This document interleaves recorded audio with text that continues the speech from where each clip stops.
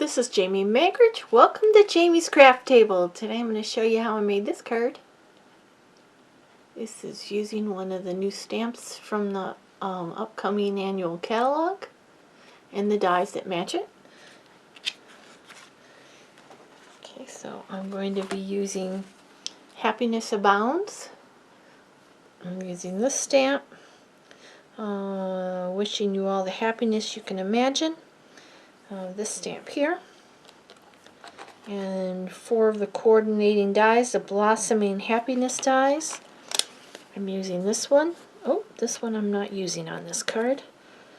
I'm using only 3 of them. I'm using this one here and this one here. This one is I got out because I was playing. Okay. And then I'm using Sweet Sorbet, Parakeet Party, and Garden Green. I have a couple of scraps of white, a 4 by 5 1/4 inch piece of white, a 4 1/8 by 5 3/8 piece of Garden Green, and 5 1/2 by 8 1/2 thick. Okay, so these two we'll put aside for a minute or two. Oh, and I'm also going to be using basic rhinestones. Okay, so first thing I'm going to do, let's move these aside, is stamp my images, and then we'll do all the die cutting at one time. I'm going to have to use my big machine because this piece of cardstock is too wide to fit in the little one. Alright, so we're going to stamp this rose.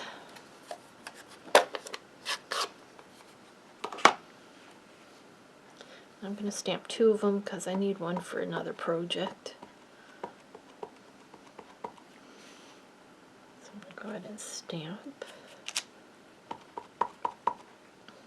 And I'm going to stamp again just because I need a second one anyway, so alright.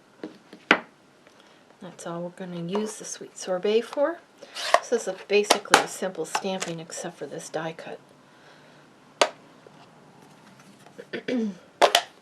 For the die cuts, I should say. I'm going to stamp a few of these leaves. Make sure you leave enough room between them so you can die cut them. It looks really neon on the stamp. I only need 3 for this card, but again I'm going to stamp a couple extras because I need them for another card, so I'll just stamp them now. It's another card I have in mind to create. I haven't done it yet, I just started it. Okay. Alright, so that is all we need for these 2 colors. Put those away.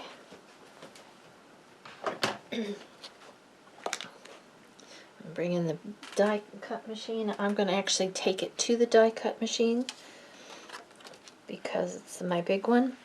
So I'm going to line up my die like that. And the little one here.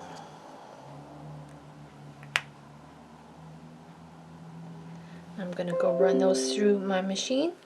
And on this piece, the 4 by 5 1/4 inch piece, I'm going to take this die, it's also part of the set, and I want this little,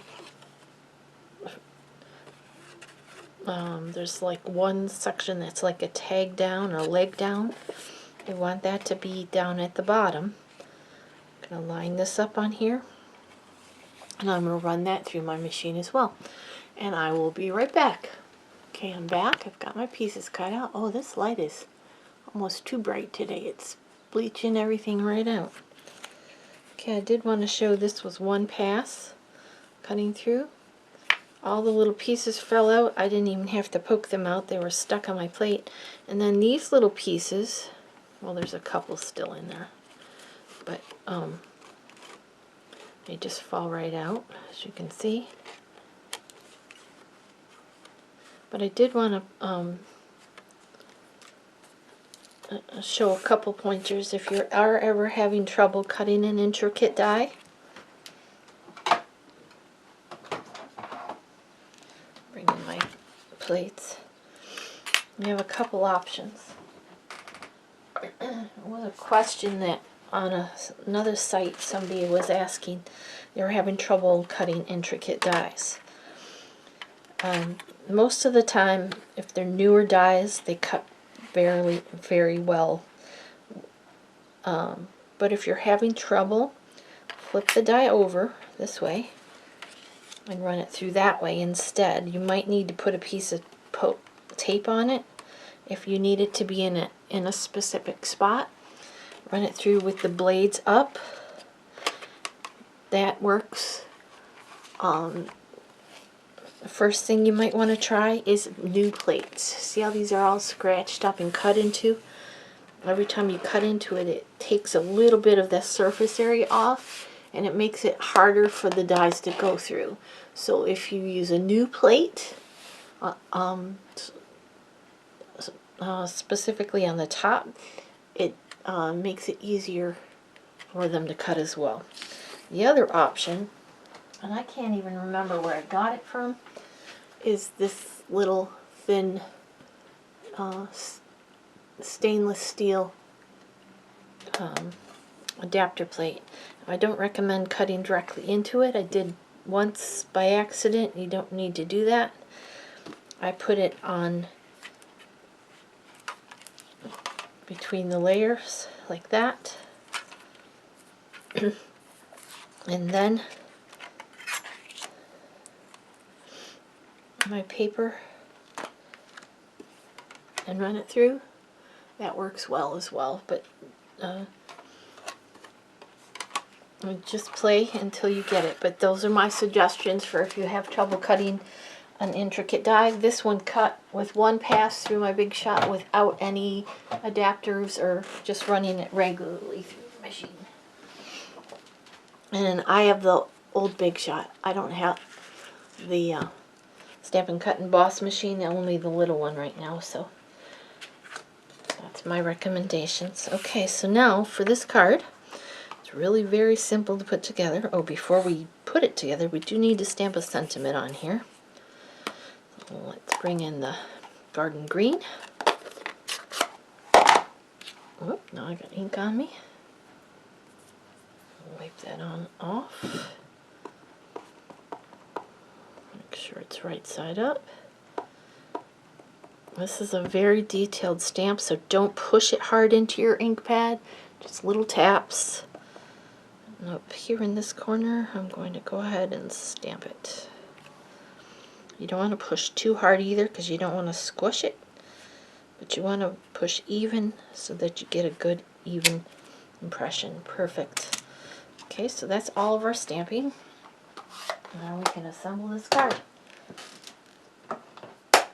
Alright, so let's take this piece, our garden green piece, and we're going to put dimensionals on the back of this. We're going to need a couple smaller dimensionals, but so we're going to use a combination of regular and smaller dimensionals. Unless you want to cut them, that would work as well. And I'm putting them, oops, a little too close to the edge there.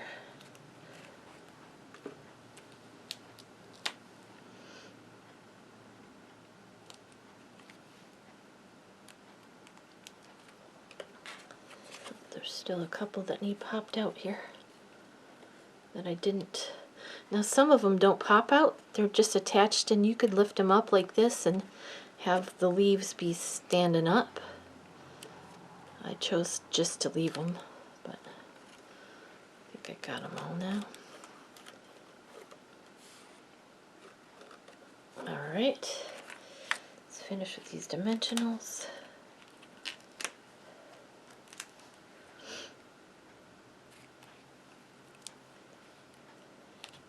I'm going a little bit heavy in this area because you don't want it to sink.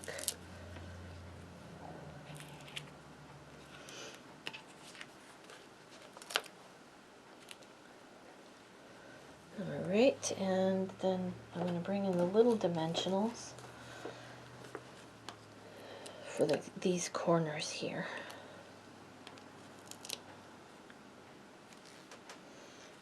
Okay.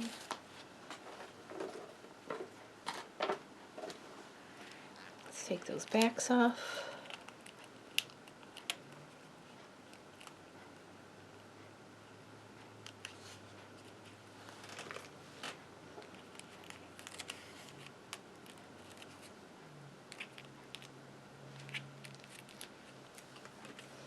I want one more in the middle there. Well, I got two, so we'll use them. Alright, now let's center this up on this garden green layer. I'm just going to have the tiniest little border, like a 1/16 of an inch. Okay, see that? Alright, now let's bring in our rose, turn it over, and put a couple of dimensionals on the back of it. I think I'll just use 3.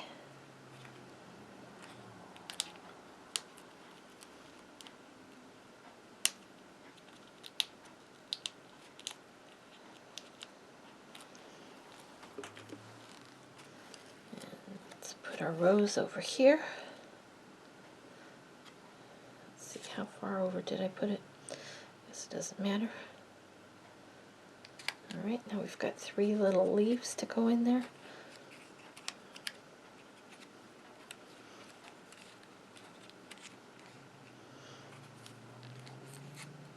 Okay, we're going to bring in our multi-purpose liquid glue for this. I'm just going to put a little bit of glue on the bottom here. Sorry,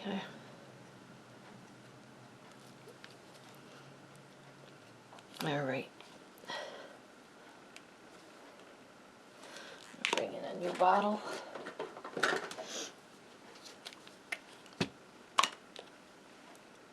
I know there's glue in there, but don't want to fight with it on camera. Tuck them under the rose. I have 2 at the top here.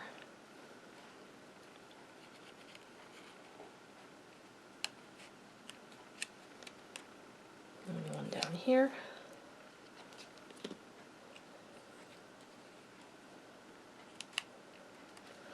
Okay, then I'm going to finish off the top with basic rhinestones. I'm going to come in with my take your pick tool to pick them off. It's much easier. It has this putty on the end. Grab one of the larger ones. I'm going to put it about here. One of the middle ones up here. One of the smaller ones over here next to that one. Like a triangle. Okay, then this will get adhered to the front of our card. And I'm just going to use my Tombow wet glue for that. There is only going to be like a 1/16 of an inch border. A little bit more than that. There we go. And there's our card.